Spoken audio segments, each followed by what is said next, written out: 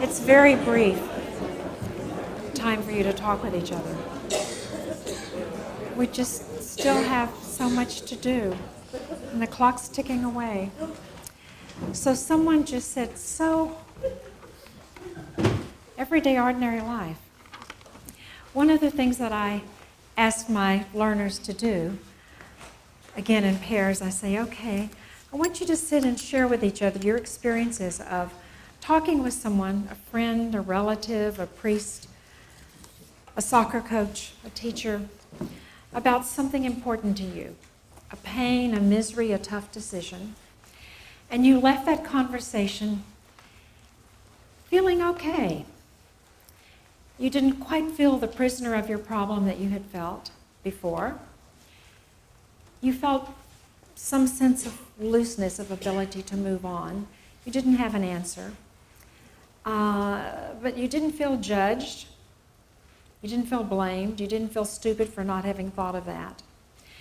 And then think of conversations that you've had with someone where you left the conversation feeling like they were giving you advice that did not fit, that they were making assumptions about you that didn't fit, and that you just left that conversation feeling this person just really didn't understand at all.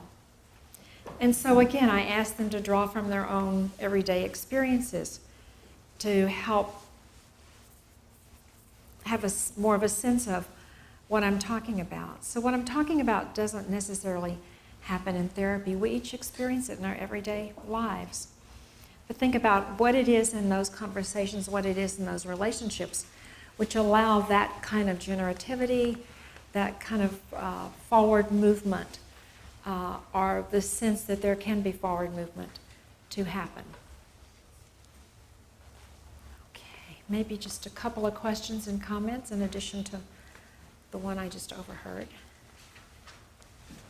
Someone want to share something? If not, that's okay.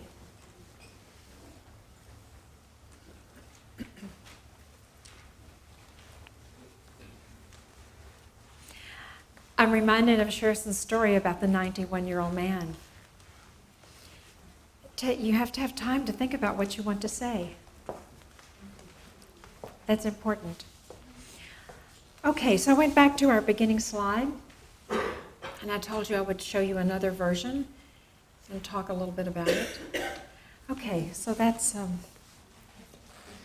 from a distance. So to me, I thought they look engaged with each other. It's like they're leaning into a conversation. They're leaning into a relationship. And you'll notice that you can't see all of them.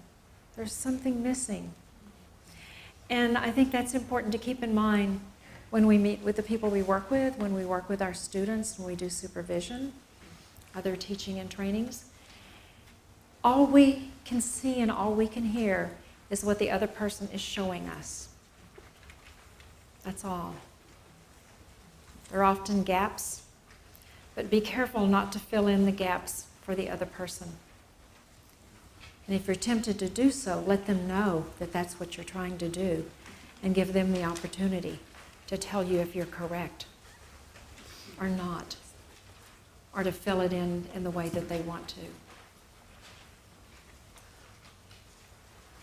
So I'll just leave that up there if you don't mind. Okay. Now,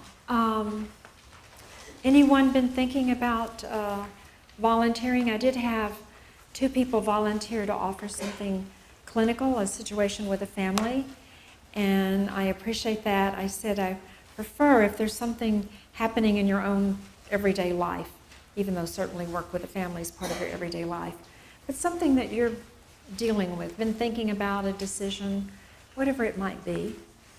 You would only say what you want to say. I think I can promise you that I'm not going to make you feel embarrassed or stupid or anything like that. If I do, you can put it on Facebook. But I will try not to do that. I don't think that I will do that. And I do realize that this is something you haven't had a lot of time to think about, so it's not something you're prepared for, which is fine, or planned for, which is even better. I also have been including the idea of being prepared versus planning in some of my more recent writings. And that is, be prepared to be flexible and spontaneous and do what the occasion calls for. You might think of it as be prepared to use the phrase here, turn on a dime, turn quickly and in a small space, rather than have something already pre-planned, a map that you try hard to stick to, which gets in the way, I think, of being as fully present as one can be, and listening and hearing and trying to understand as fully as possible. So who's been thinking about volunteering?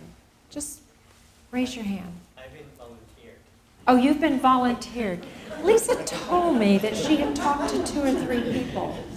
You've been volunteered. Okay. I'll go along. You'll go along. Okay. Has anybody else been volunteered that would like to admit it? You've been volunteered? On the first break, I talked to you. Right. You talked to me about the clinical I situation. don't know if that means that I want to volunteer. Yes. Okay. Probably think so. Yes. You're volunteering. And you have something that you would talk about instead of the clinical case? No. No. Okay.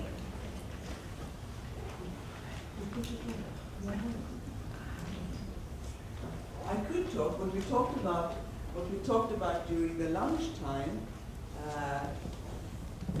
was to talk about how to help me, Matthias. How to talk with people that have a totally different point of view, or they don't want to understand. We're talking about the one who don't respect the democratic way of thinking. going into okay. politics. Yeah. And the Trump Get into and the politics, huh? You might be asking me yeah. about Clinton. How to handle that. Okay. That could be interesting. Okay. I'll keep that in mind. And if I don't invite you to come up, perhaps we can talk at the break or right at the end. Okay? Yeah. Thank you. Who else was volunteered? No, I was thinking that it would be interesting to volunteer, but I have a personal problem. Very Okay. personal. Very personal. Okay. Okay. And we're in. No? Okay. So, shall I start with the 2 of you? Sure. Do you mind sharing the time? No. I don't mind. Okay. So this is Pia, and I have to. Oh, I was going to say Carlos, but it is Carlos. Yeah, it is Carlos. Okay. Okay. So we have Pia and Carlos. Like, should we talk about our real stuff or? I want it to be real. Yeah. Yeah. Not, in other words, not made up. No. This is not like No. creating a role playing. Yeah. Okay. Is that still okay? Yeah. Okay, so we'll need the microphone. Yes. Now, we're going to talk for a short period of time. Our break is scheduled at 2:30. Okay. So we're prisoners of the clock. I'm going to see if I can arrange our chairs in as much of a circle as possible, because I think it's more inviting or less difficult to have a conversation back and forth if you can see each other. Like when you're lined up, it's hard to see each other. So I saw that you formed a circle over here a while ago. So we'll just kind of do this. And just in case one of you doesn't want to face exactly straight forward. Okay, so we will try to speak up. If you're not able to hear us, catch my attention, okay? And if you want to see, in addition to hearing, stand up. So we will talk for a brief period of time and see what happens. I have no idea what they want to talk about at all. I don't know anything about either one of them. Have we ever met before? I've seen you once in Auckland in Finland. Okay, because you look familiar. Yeah, okay. But when I saw your name, I thought, well, I don't know the name. Okay, so Pia from? Finland. You are from Finland. Pia from Finland. And Carlos from? From Mexico. From Mexico. Okay, come on up, Carlos. Someone told me at the coffee break that the coffee breaks are the most important part of the day. And I tend to agree that a lot happens in the coffee breaks, which should probably be longer. Because we start talking with each other spontaneously.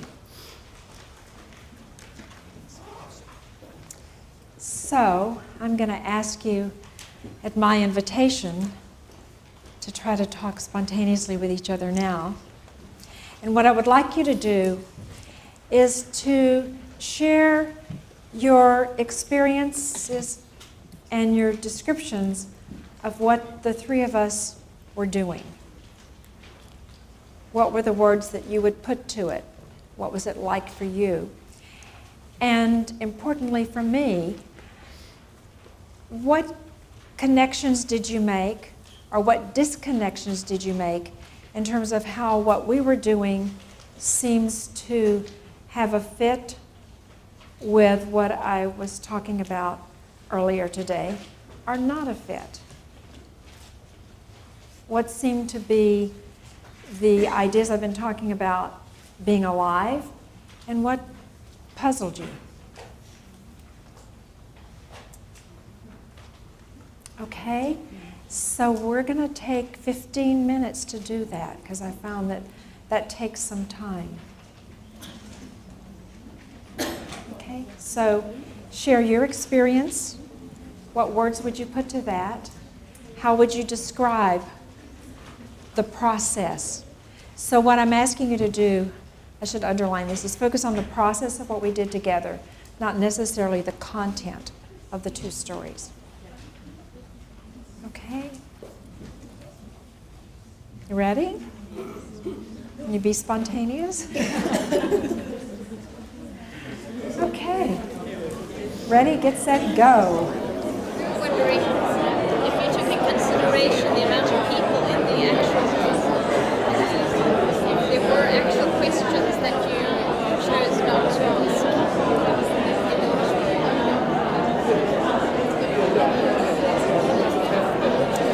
I think that would be, it depends. Because you're talking about being very open with your hypothesis and being very transparent.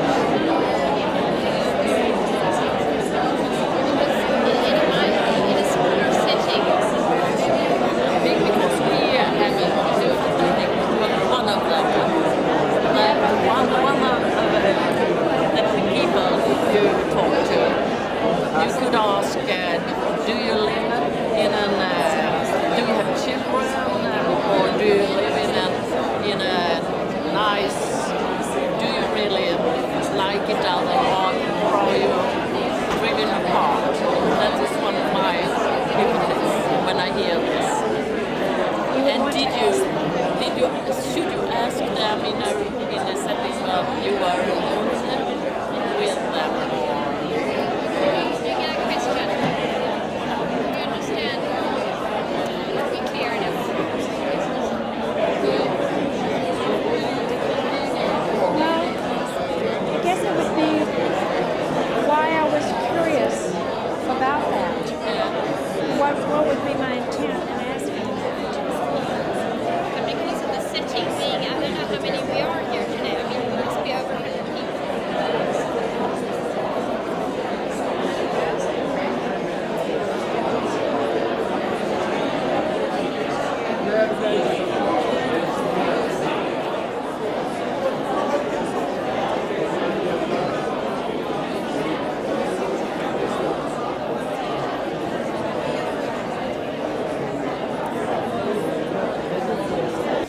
I'm very curious to hear about your experiences and your descriptions. So I would like for someone to be the first to volunteer to share some of the experiences and descriptions from your conversation cluster. And I will respond as we go along.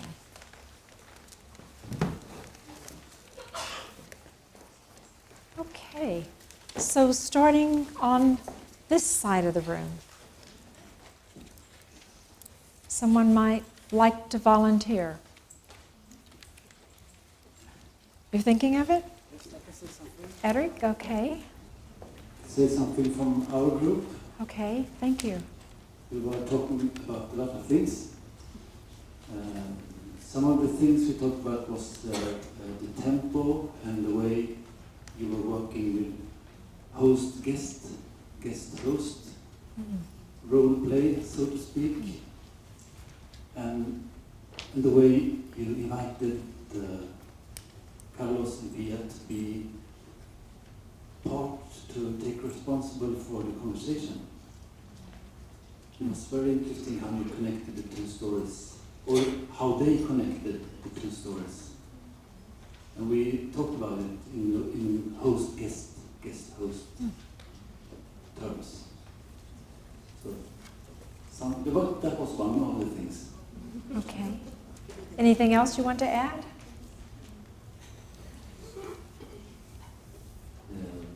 Yes, I would like to add lots of things, but I don't know how much time I... 2 hours.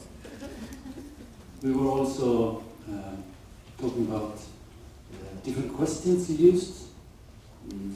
We recognized some of your questions was like cultural references. We were interested, like in conversation questions about, is this a typical Swedish, if you're 40 years old? But that was from a checklist of cultural reference questions. Oh, okay, okay. And so on. So we talked about a lot of things. Okay. Thank you. I thought it was very fascinating, the kind of the threads between the two stories and how each, Carlos and Pia, seemed to be listening to the other one. Yes, and I wasn't asking, and I didn't hear you saying this, but just to make it clear, I wasn't asking about, oh, well, like in Sweden or Mexico or Finland. I wasn't thinking of that as a cultural question, just a curiosity, since here we are in Sweden, and we have, I guess, a partial Swede from Mexico and a guest from Finland, so what are they bringing to this conversation? Yeah. We're talking about different things that we saw happening. For example, these two people presenting themselves with your help and really becoming real people, which was very touching. And also we talked about your not going into change the topic. Anyhow, not as we could see it. Even though there were some wishes for change, we were curious about you not going into that. Sort of not being seduced into trying to change them or fix them or get them to change themselves. Yeah. Exactly. I would hope that there's some potential for that in some small ways for each of them.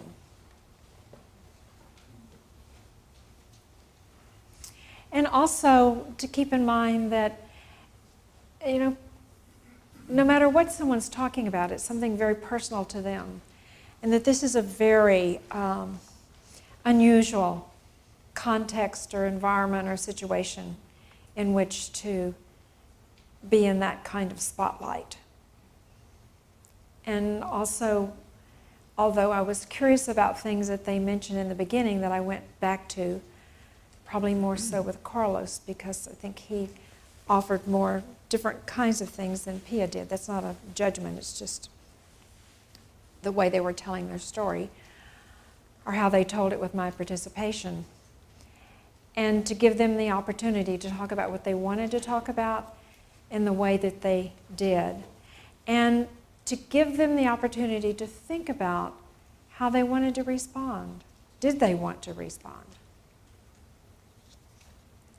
Okay, thank you, Joran.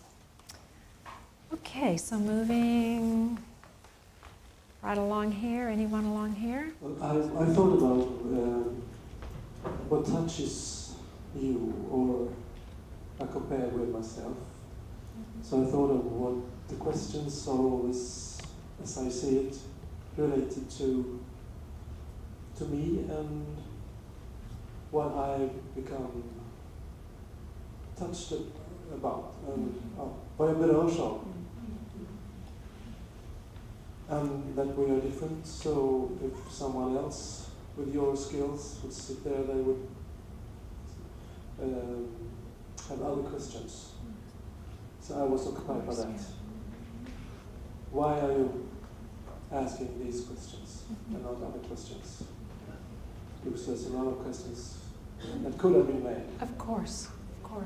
So I was thinking about that. Of course. And it's always very nice and fantastic to see how different we are. And yet we believe in the same things. And, excuse me, that I think what you're touching upon, which I think is very important, is that although we perhaps are informed by the same set of assumptions, there's so many things that influence us. And our own style, our own way of working, our own context, culture. There's so many things. And so there's no one way to do this practice at all. You have to be yourself. And we're each touched by or drawn to different things. But I hope that I would not detour the conversation in a direction by something that I was touched by. In general, I was very touched by each of their stories. Yes, of course. I mean, just really. I mean, these are, for each of them, these are very, very serious things in their lives. Absolutely, and you can feel that. I could feel that. I thought I could feel that.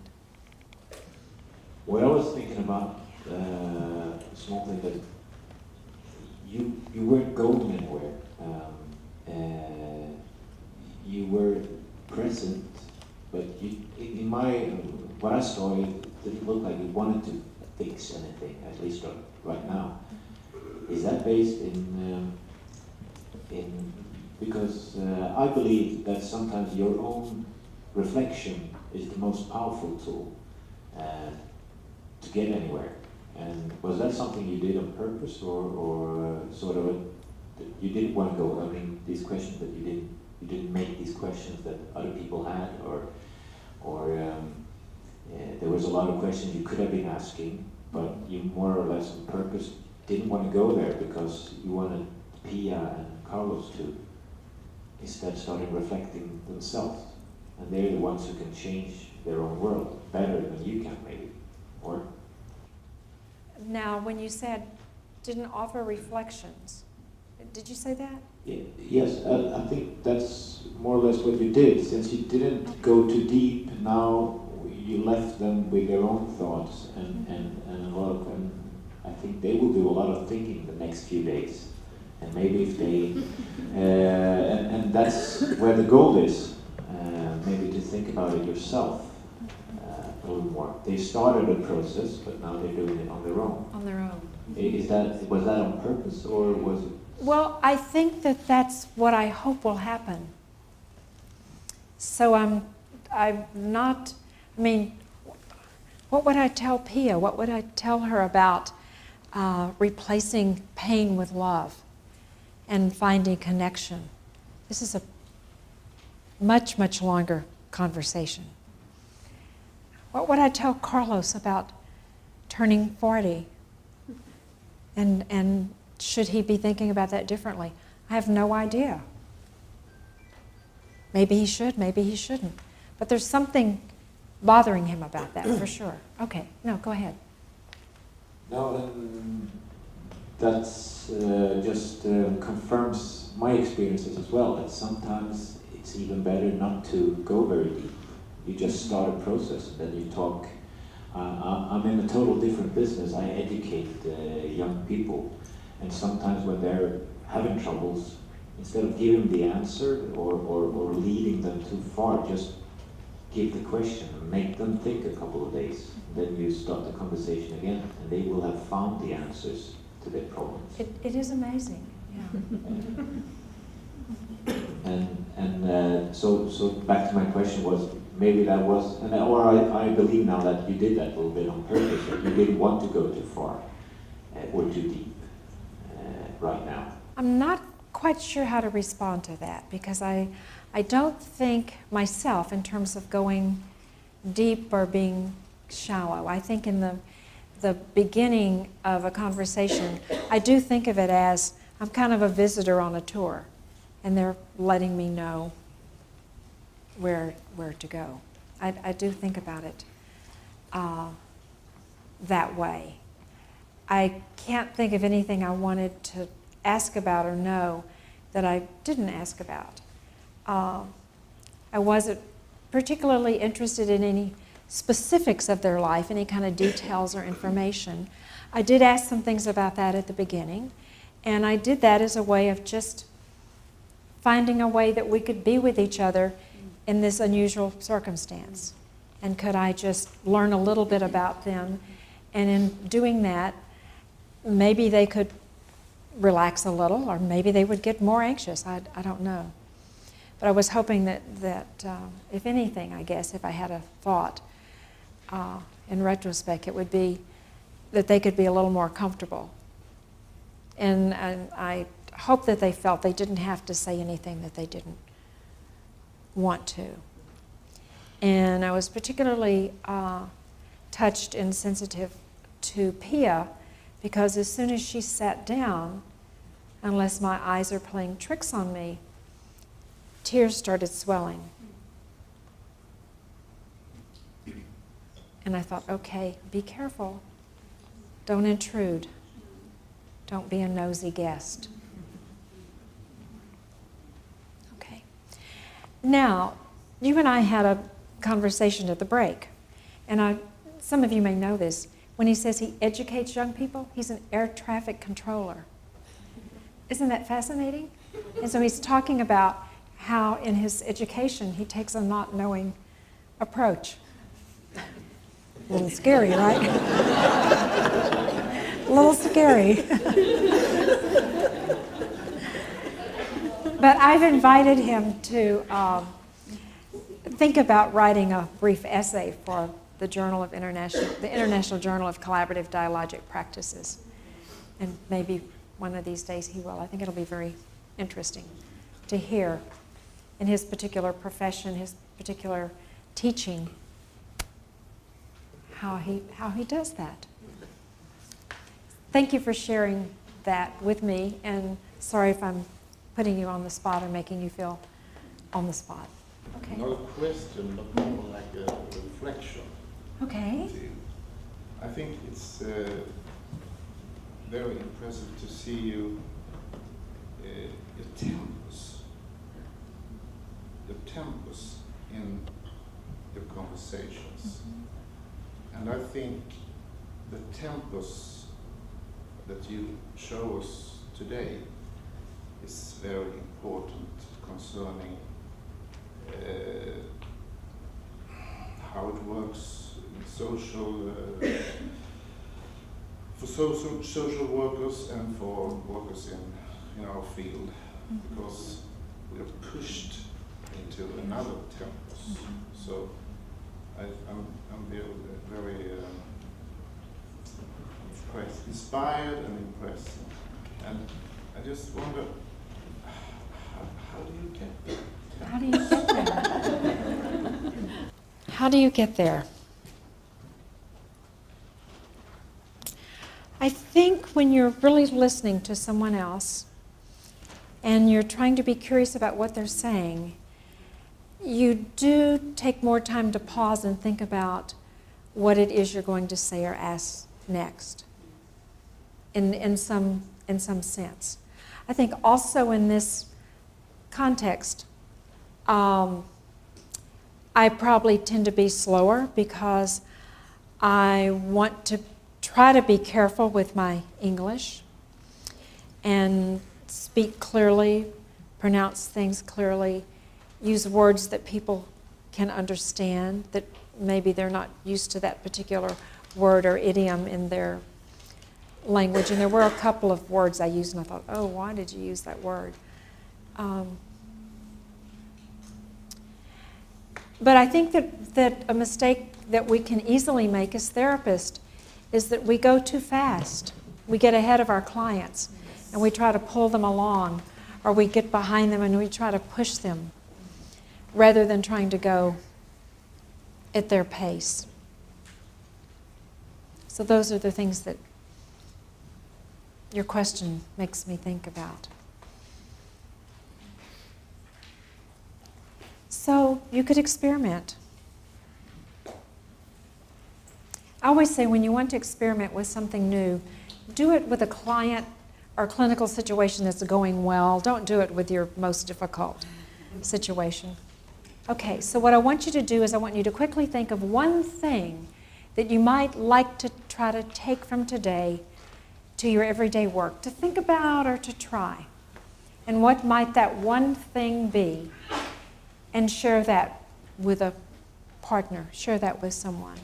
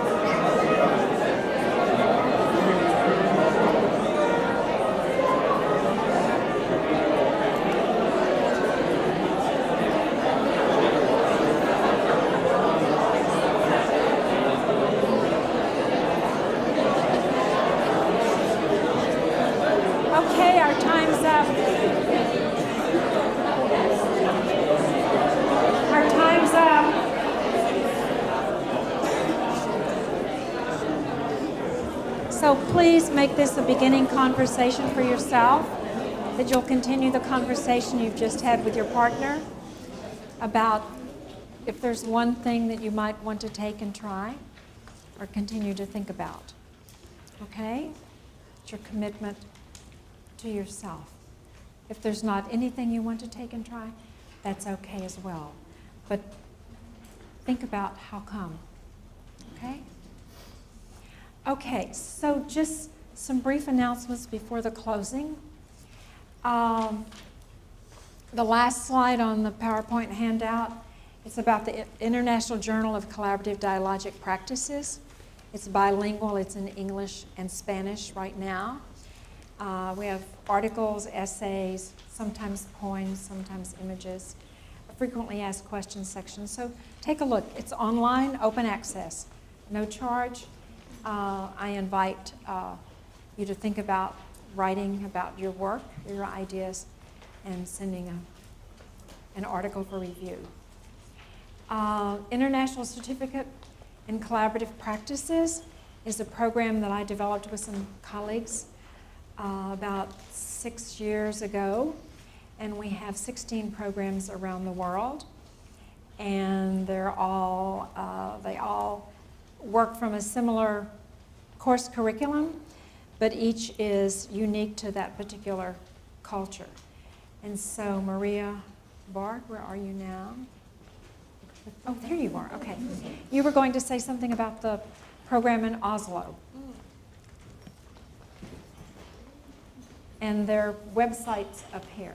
Diakonhjemmet i Oslo genomförde det första studieprogrammet förra läsåret. Och jag var den enda representanten från Sverige, så ni här har chans att bli den andra representanten från Sverige. I nästa studiegrupp så var det kollegor från Danmark och från Norge. Ett års program, väldigt fint upplagt i 4 hela studieveckor under det här året i Norge. För er som vill koppla ihop er med mer av de här idéerna och fördjupa de idéerna och få hjälp att reflektera ännu mer kring sitt eget arbete i förhållande till det här arbetssättet. Diakonhjemmets hemsida heter ju vid.no, vetenskaplig högskola, Diakonhjemmet. De har ändrat namn på organisationen. Samarbetande praxis i terapi. Okay, thank you. And then the International Certificate Program will have their 3rd International Congress in Tenerife, Canary Islands in the spring of next year, March 30 and 31, and April 1 and 2. And we hope to see some of you there. We already have 64 workshop submissions, and we already have 108 people registered. So we hope that it's really going to be a lively event where people can come together and share. So you can find information about all of these programs on my website. Just Google me. And then I have a Summer Institute, 3rd week of June each year in Mexico. In 2017, it'll be in Cancun. It's a week of immersing yourself in these ideas, and if you want to know more about it, Sherston's been 3 times, Anne-Marie's been once, right? Yeah, and is coming again. So they can tell you firsthand what it's like to be there, and you can decide if you want to learn more. Okay, so thank you, Lisa, for contacting me and inviting me, and thank you and the board for your wonderful hospitality, and thank each and every one of you for coming. Wonderful to see some people that I haven't seen in years, and to reconnect, and very nice to meet new people, and particularly face-to-face. And right before we end, we have an interlude with music. Okay. So I hope this is going to work. Okay, then I will find a place to sit. No one sitting here? No one sitting there.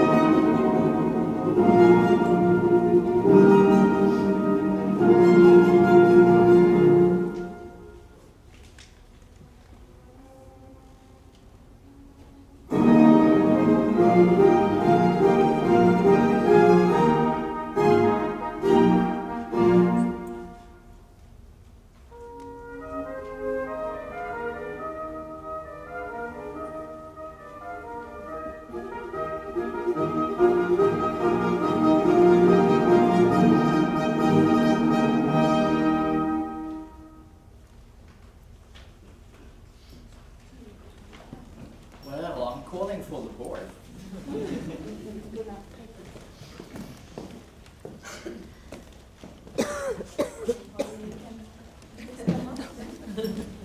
Does this work? Okay, this works. And this is a day in my life. This is a day in our lives.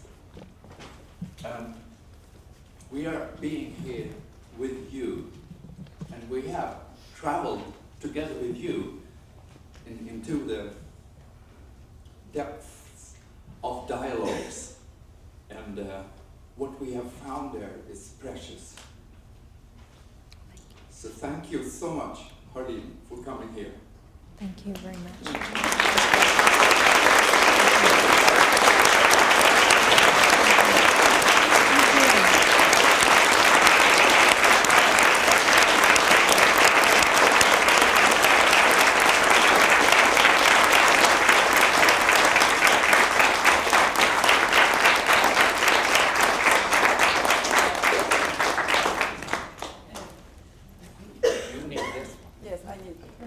Kerstin, will you come up also?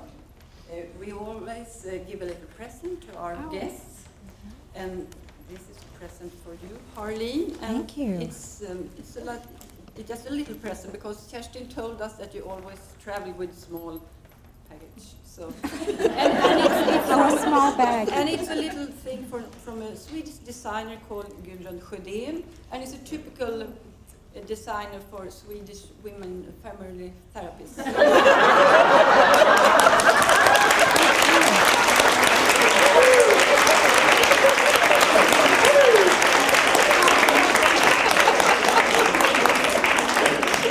So I'm sure you're as curious as I am, because you've probably never heard that, huh?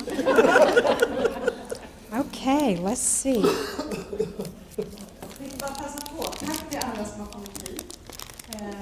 Vi skulle vara jätteglada om ni vill fylla i enkäten som är längst bak i den här mappen. Precis. Och lägga i glaset.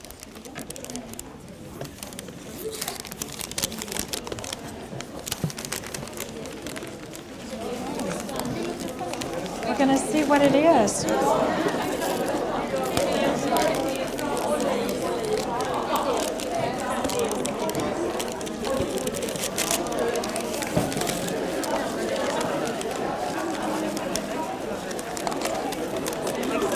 It's soft, but it's stuck, yeah.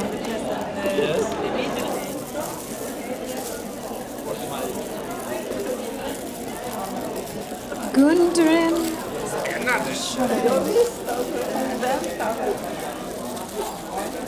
Have to save the name.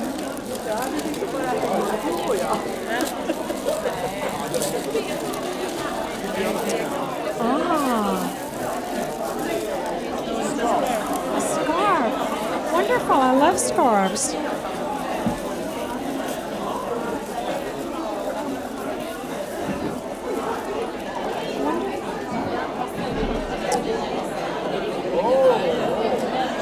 Wonderful. It goes with what I have on. Yeah.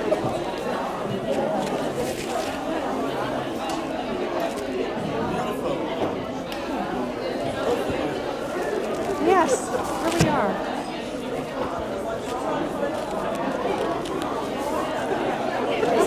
Okay. Thank you. Perfecto. Okay.